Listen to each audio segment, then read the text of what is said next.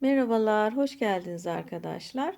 Bu videoda yine böyle rengarenk evdeki artan iplerimizi değerlendirebileceğimiz yapılışı da oldukça kolay bir proje göstereceğim. Böyle bir patchwork örgü hırka projesi. Bu 38-40 beden için oldu arkadaşlar. E, Dilediğiniz kadar büyütüp küçültebilirsiniz. Evdeki giysilerinize ölçerek. Yapılışı oldukça kolay. Herhangi bir kol kesme, kol oyuntusu yok. Yakada bir miktar yaka kesimi yapıyoruz. Böyle bir polo yaka. Özellikle böyle kotlarla filan çok tatlı, şık bir hırka görüntüsü veriyor. Arkasına da bakalım. Evet, arkadan görüntüsü de bu şekilde. Evet, bu parçalar birbirine örerken böyle birleştiriliyor arkadaşlar. Herhangi bir dikiş yok. Oldukça kolay yapılışı. Yakanın böyle arkadan yuvarlanışı, gelişi de çok güzel oldu. Evet, düğmelerini de birçok hırka projesinde olduğu gibi yine kendim yaptım arkadaşlar. Yapılışını anlatıyorum videoda. Evet, şimdi yapılışına geçelim. Arkadaşlar şimdi hırkanın yapılışına geçmeden önce bitmiş halinin ölçülerini vereyim. Siz kendi giysilerinize göre bunu ayarlayabilirsiniz. Bu 38-40 beden. Yalnız ben biraz bol seviyorum. Dökümlü. O yüzden dar giysi sevenler için biraz bol gelebilir. Şöyle el genişliğini veriyorum. 50. Şöyle ölçelim.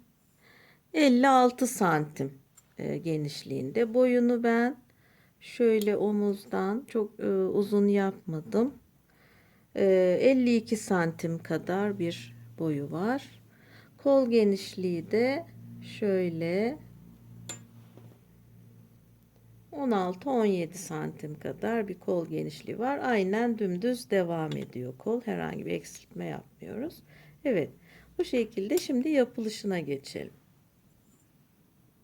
Şimdi örgümüze başlayalım arkadaşlar. Kullanacağım iplikler bu şekilde irili ufaklı. Bakın şöyle minnacık yumakları bile kullanıyorum. Kalınlıkları aşağı yukarı birbirine eşit. Tıpatıp aynı değil ama örerken çok da fark etmiyor arkadaşlar. Çok ince olan iplikleri böyle iki kat kullanarak diğerlerine eşit hale getiriyorum. Evet, kullanacağım şiş de 4 milimetre. Evet, şimdi başlayalım. Evet arkadaşlar, şimdi ön parçadan başlıyoruz. Ön parçanın birini ördüm ben. Şimdi öreceğimiz parçada şöyle ilik yerleri hazırladım. Buna düğme dikilecek. Şimdi öreceğimizde şu işaret koyduğum yerlerde 4 tane ilik açacağız aynı zamanda. Evet, şu birleşim yerleri hep dikişsiz arkadaşlar. Bu renk değişimleri. Onları göstereceğim nasıl yaptığımı. Evet, şimdi 65 ilmekle başlıyorum.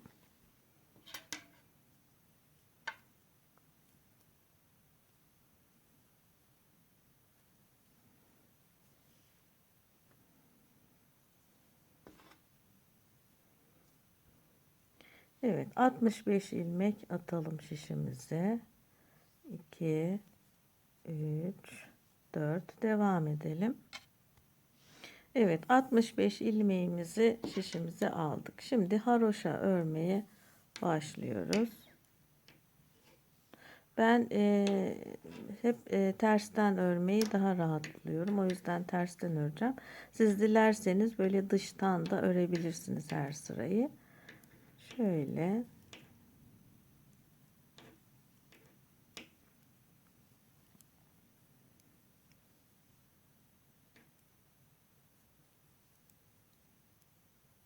Evet. Bu şekilde devam edelim. Sıra sonuna gelelim. Evet, sıramızın sonuna geldik. Evet, her sırayı bu şekilde tersten örerek haroşamızı oluşturuyoruz.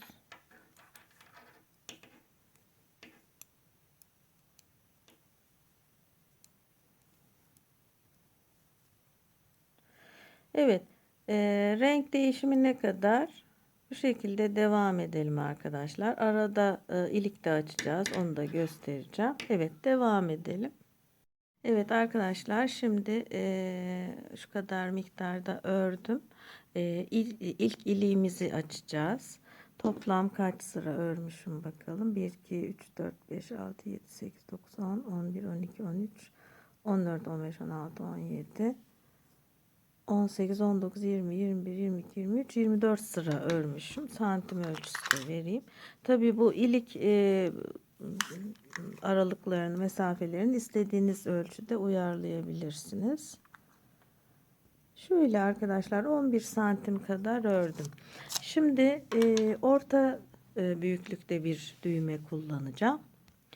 Evet, o yüzden o düğme kullanacağımız düğmeye uygun ölçüde açıyoruz.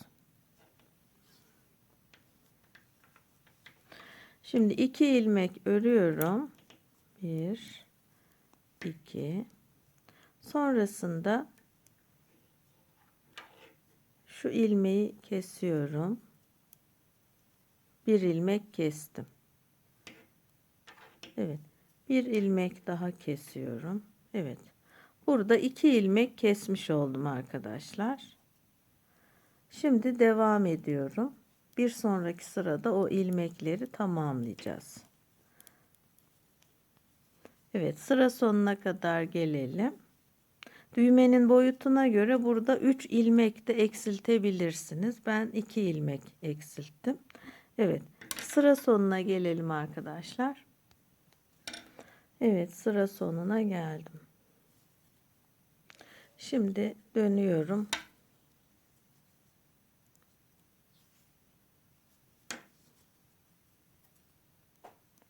Evet. Aynı şekilde örmeye devam edelim. Şu ilik açtığımız yere kadar örelim arkadaşlar. Evet. Sıra sonuna geldik arkadaşlar. Örüyorum. Evet. 2 ilmek eksiltmiştim burada. Şimdi 2 ilmeği tamamlıyorum. Şöyle. Bir ilmeği koyduk. İkinci ilmeği de yaptık. Böyle. Evet. Şimdi örgümüze devam edelim. Evet. Şimdi normal örgümüze devam ediyoruz. İliğimizi açmış olduk.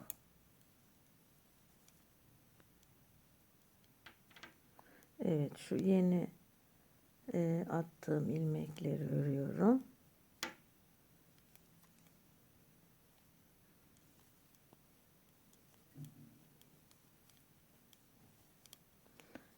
Evet. İliğimiz açıldı arkadaşlar. Şu büyüklükte bakın. Evet. Örmeye devam edelim. Bu şekilde iliklerimizi açacağız. Arkadaşlar şimdi bir miktar ördüm bakın. Şöyle ipiniz ne kadar yeterse ya da ne kadar canınız isterse bir renkten o kadar sıra örebilirsiniz. Şurada iliğimizi de açmıştık. Şimdi iplik değiştireceğim, renk değiştireceğim. Bunu mutlaka örgünün ters sırasında yapıyorum, iplik değiştirme işlemini. Bakın burası örgünün tersi. Burası örgünün düzü. Ben ters sırasında yapacağım. Evet. Bunun sebebi de şöyle. Evet, şöyle bakın, diğer ön parçada göstereyim. Arka taraftan değiştirdiğimiz için bu iplik değişim yeri arkaya geçiyor. Ön taraftan böyle düzgünce görünmüş oluyor. Evet, şimdi başlayalım. Şimdi başlıyoruz. İpimizi bağlayalım.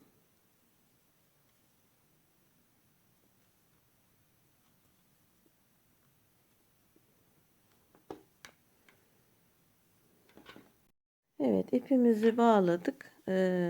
Farklı renkten örmeye başladık arkadaşlar. Şimdi bir miktar öreceğim.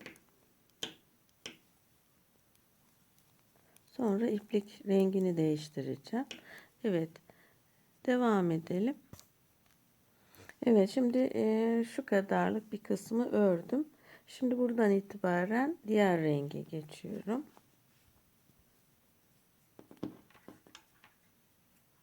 Evet, şöyle ilmeğin içinden bağlıyoruz.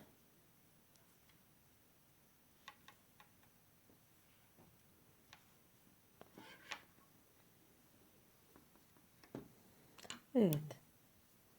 Şimdi arkadaşlar diğer renge geçerken şöyle sıkıştırdım. Şu iplikleri çeviriyoruz. Bakın direkt şuradan bu iplik buradayken direkt şu, direkt şöyle örmeye başlarsam burası böyle ayrı kalır. O yüzden şöyle yapıyorum. Her sırada ipliğimi alıyorum. Bu tarafa geçiriyorum. Yani şuraya geçiriyorum. Şu ipliği ve şu iplikle böyle devam ediyorum. Yani şu iplik böyle araya alınarak şuradan şuraya alınarak bu aradaki bağlantıyı sağlamış oluyor. Evet. İki renk arasındaki bağlantıyı sağlamış oluyoruz. Şimdi bu iple örmeye başlıyorum.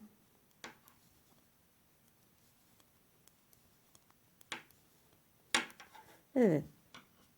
Bakın. Burada herhangi bir açıklık olmadı. Sıra sonuna kadar gelelim. Evet, sıra sonuna geldim. Şimdi yine sarı renkle devam ediyorum.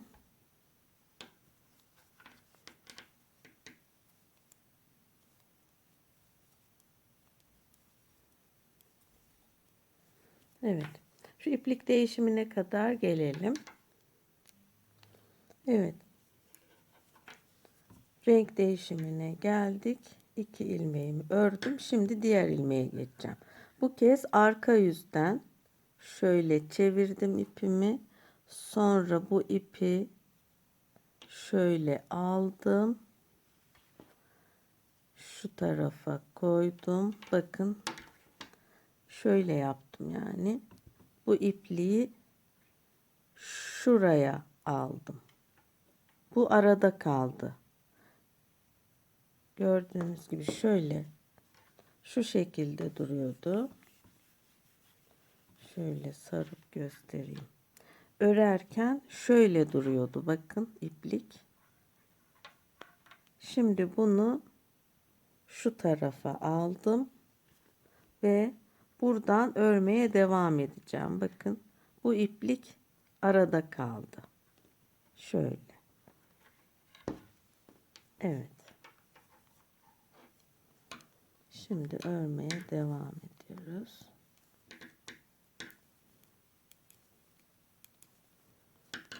Evet. Şu ipliği çekiyorum. Bakın.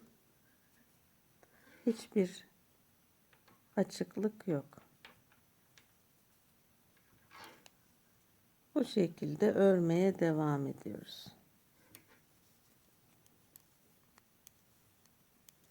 Şu bitmiş tarafta da göstereyim arka kısmı. Bakın. İpliği bu şekilde her seferinde yer değiştirerek diğer ipliği araya alarak yaptığımız için burada böyle bir görüntü oluşuyor. O işlemi yapmasak bu iki renk birbiriyle bağlantısız olarak böyle arası açık olarak ayrı ayrı parçalar olarak örülmüş olacak. Evet. Bu şekilde devam edelim arkadaşlar. Yaka oyuntusuna kadar hiçbir eksiltme yapmadan, arttırma vesaire yapmadan dümdüz örüyoruz. Bir yandan da şuradaki iliklerimizi açmaya devam ediyoruz. Evet, ön parçanın yaka kısmına geldim arkadaşlar. Gördüğünüz gibi böyle dümdüz ördüm. Herhangi bir kol kesintisi yok. Şöyle kaç santim örmüşüm? Siz istediğiniz uzunlukta örebilirsiniz. Şöyle bakın 43 santim kadar ördüm.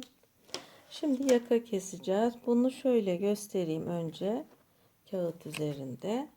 Şu şekilde bakın. Şimdi omuz için 45 ilmek bırakıyoruz. Yaka için de toplam 20 ilmek. Yani yaka açıklığı 20 ilmek olacak. Toplam ilmek sayımız 65'ti. Evet. Şimdi yakayı 10, 5, 2, 1, 1, 1 şeklinde 20 ilmeği keseceğiz. Kesme işlemini bitirdikten sonra 24 sıra ördüm ben. Yani 12 diş haroşa olacak. Sonra yalnız şu noktada omuz düşüklüğüne başlayacağız arkadaşlar. Evet. Şimdi önce yaka kesimini yapalım. Sonra omuz düşüklüğüne geçelim. Şöyle ekran görüntüsü alabilirsiniz. Şöyle tutayım ben. Evet, şimdi başlayalım.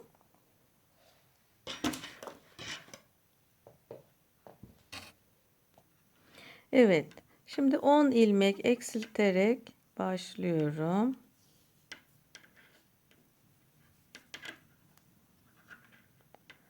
Bir,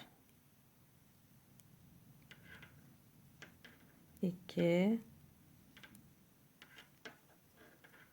üç, dört, beş, altı, yedi, sekiz, dokuz ve 10 ilmek. Evet. Dümdüz devam edeceğiz şimdi. İpim eksilmiş, onu tamamlayayım. Evet, örmeye devam edelim. 10 tane eksilttik. Dümdüz öreceğiz arkadaşlar. Sıra sonuna kadar gelelim. Evet, sıra sonuna geldik. Şimdi dönüyorum.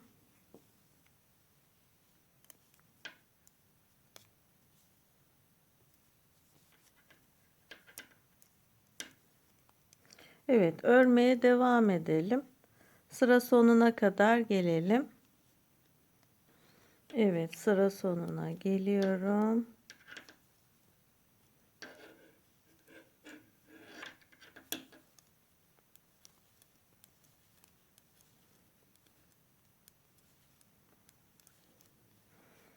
Evet. Şimdi burada 10 eksiltmiştik. 5 eksilteceğiz. 2 ilmek bir aldım. 1, 2, 3, 4, 5 eksilttim. Devam ediyorum. Evet. Bu şekilde yaka eksiltmelerini yapalım. Evet, verdiğim şablona göre arkadaşlar 10 eksilttik. Şimdi 5 eksilttik. 2, 1, 1, 1 şeklinde yaka eksiltmeyi tamamlayalım. Evet arkadaşlar, şimdi yakayı şu şekilde açtım. Şöyle en son eksiltmem işte şu 2, 1, 1, 1. Bundan sonra 1, 2, 3, 4, 5, 6, 7, 8, 9 diş haroşa ördüm. Şimdi buradan omuz düşüklüğünü yapmaya başlayacağım. Evet, şurada da belirtmiştim bakın. Önce 17 şuradan 17 ilmek keseceğim.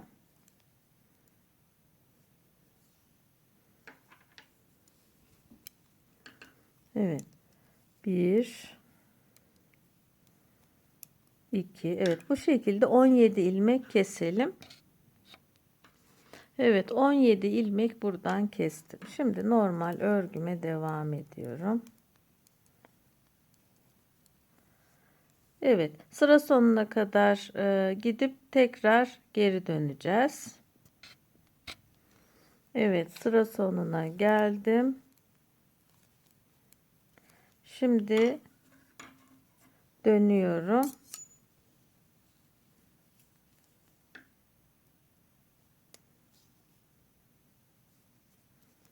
Tekrar sıra sonuna kadar gelelim. Evet, buraya kadar gelelim. Sıra sonuna geldim. Eksilttiğimiz yere. Evet, şimdi 17 ilmek eksilttim. Şimdi 10 ilmek eksilteceğim. Sonra tekrar 10, sonra 8 ilmek eksiltip omuzu kesmiş olacağız arkadaşlar. Şimdi 10 ilmek kesiyorum. 1 2 3 4 5 6 7 8 9. Evet, 10 ilmek kestim, dümdüz örüyorum. Evet, diğer eksiltmeleri de yapıp omuzumuzu tamamlayalım. Evet, omuzu kestik arkadaşlar. Ön parçanın biri tamamlandı. Şimdi diğer önü de yapacağız ve sonra arkaya başlayacağız.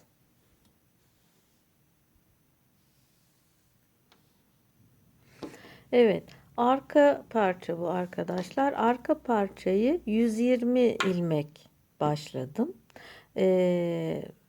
Önlerin ikisinin toplamından biraz daha küçük oluyor. Çünkü düğme dikilecek, üst üste binme payı var. O yüzden 120 ilmek olarak başladım. Dümdüz bu şekilde ördüm. Şimdi ön parçaların omuz kesme hizasına kadar ördüm. Aynı uzunlukta ve sıra sayısında. Şimdi burada ilmekleri şöyle ayırdım. Önlerde de aynı şekilde 45 ilmek omuzlardaydı. Omuzlar 45 ilmek, ortaya 30 ilmek ayırdım yaka için. Burası arka yaka, ense 30 ilmek. Burası da 45 ilmek. Üçünün toplamı 120 yapıyor. Şimdi buradan artık omuz düşüklüğüne başlayacağız. Onu da şu şekilde yapacağım. Şöyle şurada da göstermiş olayım. Ekran çıktısı alabilirsiniz. Şöyle. Omuz düşüklüğü burayla aynı. 7, 10, 10, 8 şeklinde. Burası da 7, 10, 10, 8 şeklinde. Önce şu omuzu eksilteceğiz. Evet, başlayalım. Evet, az önce 7 dedim. 17 olacak arkadaşlar. Yanlış söyledim. 17, 10, 10, 8. Bu da aynı şekilde ön parça. 17, 10, 10, 8 şeklinde eksiltme. Şimdi buradan 17 ilmek eksiltiyorum. Şöyle birlikte alarak ilmekleri. 1 2 3. Evet, 17 ilmek eksiltelim. Evet, 17 ilmek eksilttim. Şimdi dümdüz örüyorum. Şu ayırdığım şu işarete kadar geleceğiz. Evet, işarete geliyorum. Evet. Bunu çıkaralım artık. Gerek kalmayacak. Şöyle. Evet. Şimdi buradan geri döneceğiz.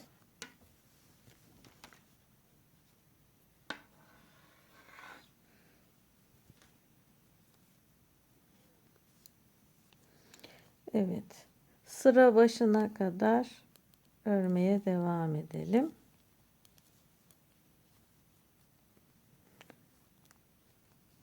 Evet, buraya kadar gelelim. Evet, sırayı tamamlıyoruz. Şimdi dönelim tekrar. Şu ipleri alayım. Evet. Şimdi bu kez 10 ilmek eksilteceğim. Şöyle.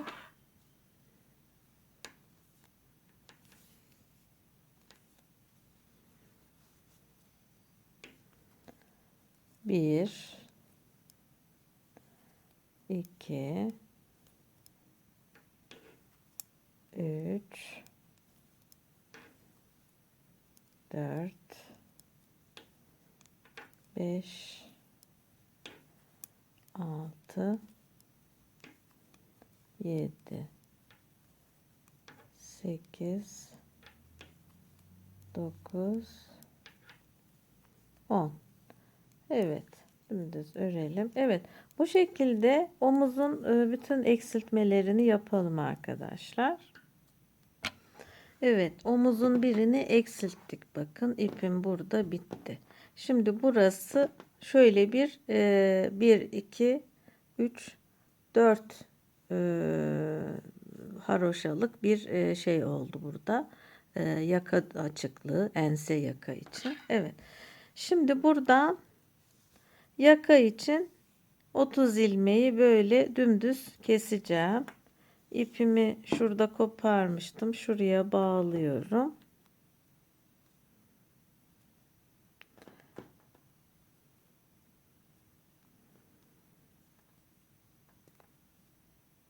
Evet.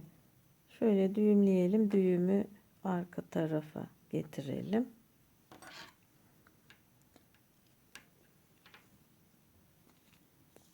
Evet. 30 ilmek kesiyorum.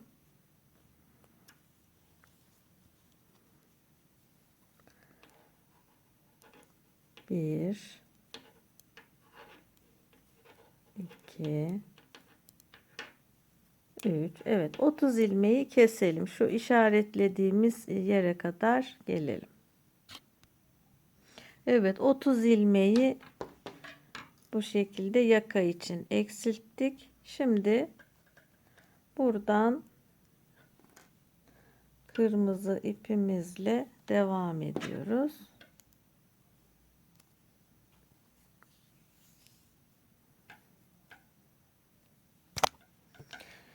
Evet, normal örgümüzü örelim. Evet, şu sıra başına kadar gelelim. Evet, sıra sonuna geldim. Şimdi buradan da aynen diğer omuz gibi eksiltmelerimizi yapacağız. Şuradan eksilterek böyle devam edeceğiz ve arka parçamız tamamlanmış olacak. Evet, kolları da ördüm arkadaşlar. Kollar da bu şekilde dümdüz dikdörtgen parçalar şeklinde. Herhangi bir böyle kol eksiltmesi yok. Bunları 80 ilmek olarak başladım ve dümdüz ördüm. Şöyle kaç santim örmüşüm? Biraz düşük kol bu hırka. Evet, santim ölçüsünü vereyim, uzunluk. Evet, 37 santim ördüm arkadaşlar. Genişliğini de vereyim. Genişliği de 38 santim. Şöyle katlandığı zaman şu şekilde kol olarak takılacak. Evet. Bunlar da bu şekilde. Şimdi bütün parçalarımız hazır olduğuna göre dikerek birbirine birleştireceğiz. Evet, parçaları dikip birleştirdim arkadaşlar. Şu şekilde kolları, gövdeyi diktim. Şimdi yaka kısmını yapacağız. Bunun için bu örgümüzü 4 numara şişle örmüştük. Fakat yakadan ilk ilmek alırken şöyle 3 numara şişle alacağım. Şöyle göstereyim. 3 numara.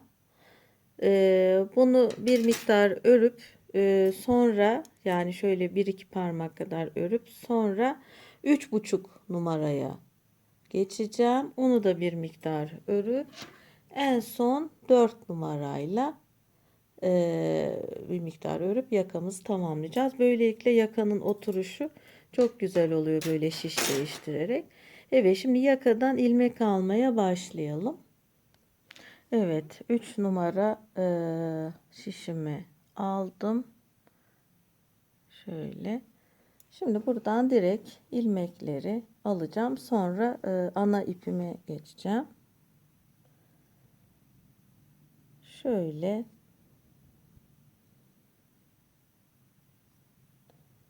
birer ilmek alalım sırayla.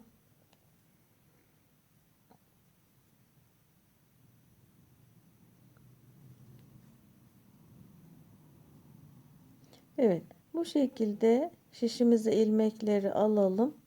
Şu orta noktaya, ensenin orta noktasına geldiğimizde buraya kaç ilmek aldıysak aynı sayıda diğer yarıya da alacağız. Ona dikkat edelim. Evet arkadaşlar, yakanın yarısını şu önden başlayarak burası arka orta 48 ilmek aldım. Bundan devamını da 48 ilmek alacağım. Yani 96 ilmek toplam yakamız olacak. Evet, toplam yakada 96 ilmeğimiz var. Şimdi tersten yakayı öreceğim ipliği geçiriyorum. Evet, ipliğimi geçirdim. Bu iplikle öreceğim. Yakamızı da haroşa öreceğiz arkadaşlar. Lastik sıkmasın diye lastik örgü. Evet, tersten örüyorum. İlk sıra biraz zor olabilir.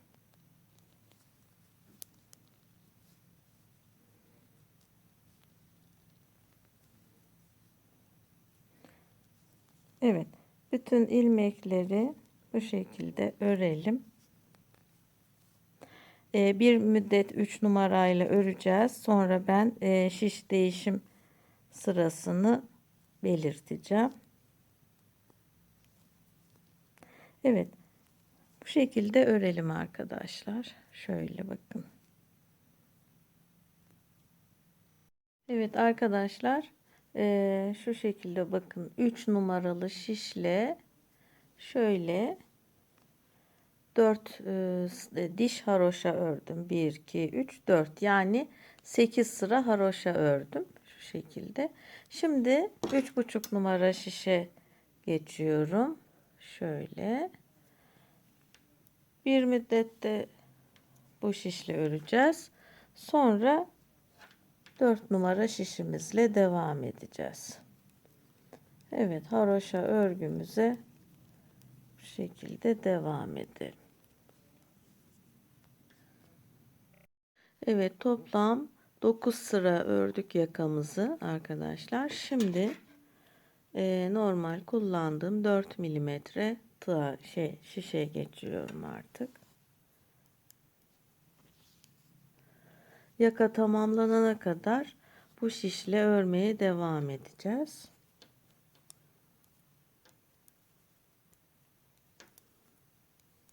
Evet, devam edelim. Evet arkadaşlar, yakamızın tamamladık. Şimdi keseceğiz. Kaç sıra örmüşüm? Kaç diş haroşa örmüşüm? Ona bakalım. 1, 2, 3, 4, 5, 6, 7, 8, 9, 10, 11, 12, 13, 14, 15, 16, 17, 18 diş haroşa örmüşüz. Yani toplam 36 sıra ördükten sonra şimdi kesme işlemine başlıyorum. Elimizi sıkı tutmuyoruz. Gevşek kesiyoruz. Evet, iki ilmeği bir alarak o şekilde kesiyorum. Evet, devam edelim. Evet arkadaşlar, şimdi kenar bordürlerini yapıyorum şu şekilde. İstediğiniz bordürü uygulayabilirsiniz burada. 1, 2, 3 zincir çekip şu araya batıyorum ve ilk ilmek değil, ikinci ilmeğe batıyorum. Şöyle bakın. 1, 2, 3 zincir buraya kıstırdım ve ilk ilmek değil, ikinci ilmeğe kıstırıyorum. Evet. Bütün etrafını bu şekilde çerçeveleyeceğiz. Evet arkadaşlar, kenar süslemelerini de yaptım bu şekilde. Kollarını her tarafına. Evet, düğmeleri de bu şekilde yaptım. Düğmeleri yaparken şöyle plastik halkalar kullanıyorum. Bunlar tuhafiyecilerde var. Daha evvel düğme yapım teknikleri isimli bir video hazırlamıştım kanalımın ilk yıllarında. Orada çeşitli teknikler var. Onun linkini de açıklama kısmına bırakıyorum. Oradan faydalanabilirsiniz. Evet, bu şekilde. Şimdi ipliklerini temizleyeceğim. Hırkamız hazır olacak. Evet, düğmenin yapılışını şöyle hemen kısaca tarif edeyim arkadaşlar. Şimdi bu plastik halkaların içini böyle aldığı kadar dolduruyoruz. Şöyle ben 16 tane falan yapıyorum. Bu ip kalınlığına uygun olacak şekilde. 2, 3, 4, 5, 6, 7, 8, 9, 10, 11, 12, 13, 14, 15, 16. Evet. Şöyle birleştiriyorum. Bir zincir çekip ipimi bir miktar uzun kesiyorum. Çünkü dikeceğiz. Evet, iğnemize geçirelim. Evet, iğnemize geçirdik. Şimdi şöyle bir düğüm atalım. Evet. Şimdi burası ön yüzü. Şöyle tersini çeviriyorum. Şu ipliğimin bulunduğu yerin tam karşısından hizalayarak şöyle bir geçirip şöyle büzdürüyorum. Çok fazla da büzdürmeyin. Hani plastik bükülmesin. Şöyle bir kez daha yapıyoruz. Evet. Sonra diğer taraftan ve onun karşısından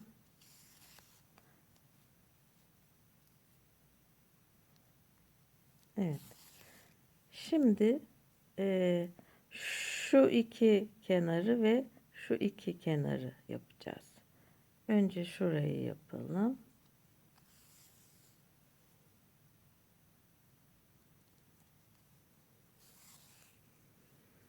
Sonra şu iki köşeye geldik.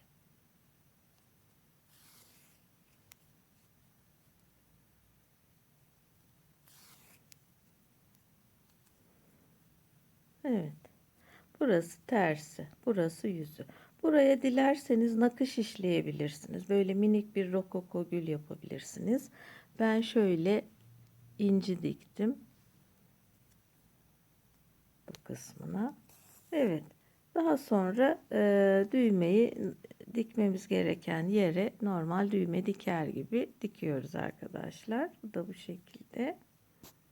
Evet, hırkamız tamamlandı arkadaşlar. Bu şekilde tekrar askıda bakalım. Böyle yakası çok tatlı oldu. O şekilde kollar. Yapılışı da oldukça kolay. Evet. Umarım faydalı bir video olmuştur. Diğer projelerimde görüşmek üzere. Şimdilik hoşça kalın.